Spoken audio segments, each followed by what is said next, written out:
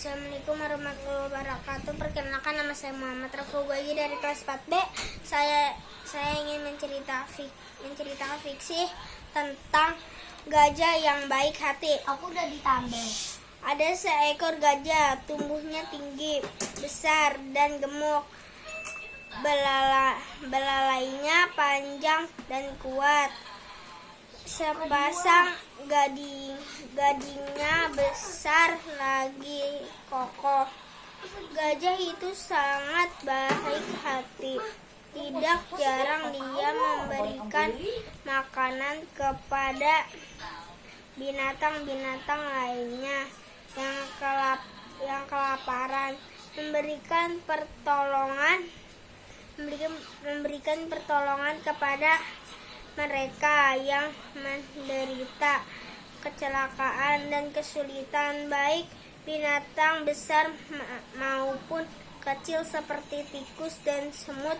Pada suatu hari gajah itu mengadakan perjalanan jauh berkeliling hutan. Beberapa lama dia berjalan hingga sampai menemukan harimau yang sedang kesakitan karena kerobohan pohon yang sudah lapuk. Gajah, tolong, aku pinta, harimau sambil menahan kesakitan. Mendengar teriakan harimau minta tolong, gajah itu langsung mengangkat pohon yang menindih harimau itu dengan belalainya. Terima kasih kawan, ucap harimau. Seandainya kamu tak segera datang menolongku, mungkin aku sudah mati karena himpitan pohon itu. Sekali lagi terima kasih. Bila begitu kamu bersyukur karena kamu masih bisa selamat dan hanya mengalami luka-luka sedikit, kata gajah. Ya, kamu benar, karena rasanya tak mungkin ada binatang lain yang sanggup menolongku untuk mengangkat pohon sebesar ini selain dirimu. Sudahkala kita hidup harus saling tolong menolong.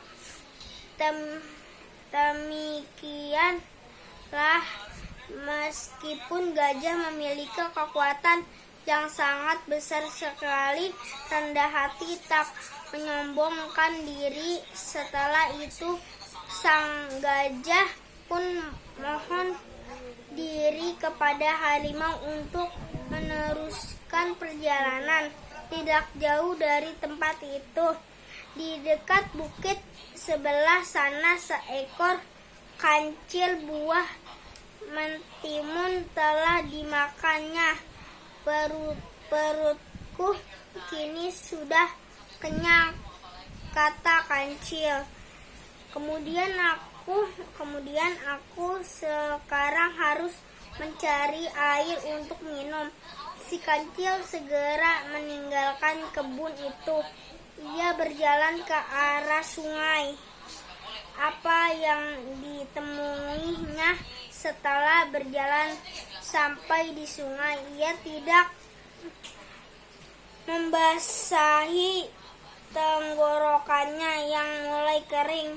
Dengan langkah agak gontai, wajah sedikit sayu dan kesal, si kancil kecewa karena ketika tiba di pinggir rawa juga tak memperoleh air sedikit.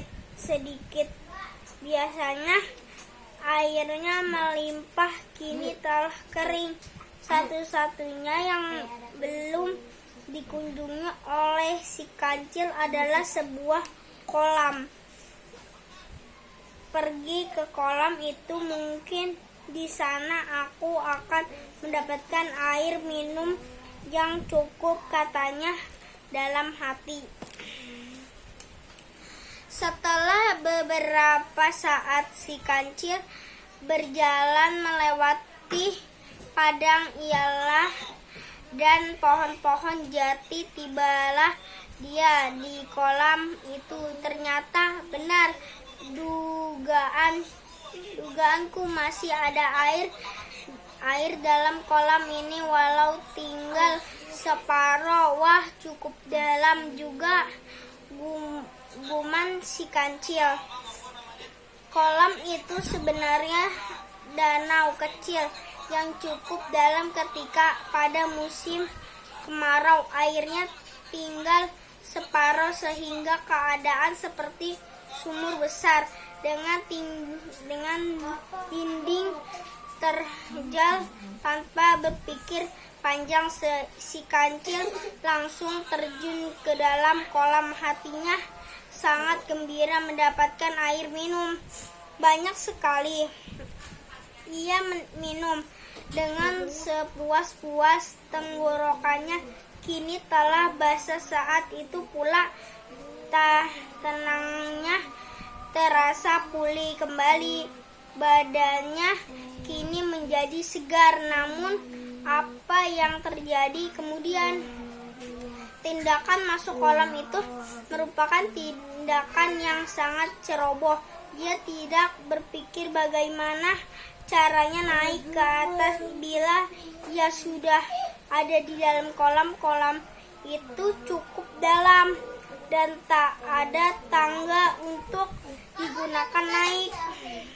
Berapa kali si kancil mencoba untuk memanjat dinding kolam yang terjal, tapi ia tidak bisa sampai ke atas. Tolong, si kancil tidak bisa berbuat apa-apa. Dia hanya bisa berteriak minta tolong aku. Teriakan si kancil rupanya didengar oleh gajah yang kebetulan sedang berjalan lewat tempat itu. Hai, siapa yang ada di dalam kolam? Aku, tolongku, jawab si kancil. Assalamualaikum warahmatullahi wabarakatuh. Cerita yang kita ambil dari cerita fiksi tersebut yaitu selalu menolong sesama. Assalamualaikum warahmatullahi wabarakatuh.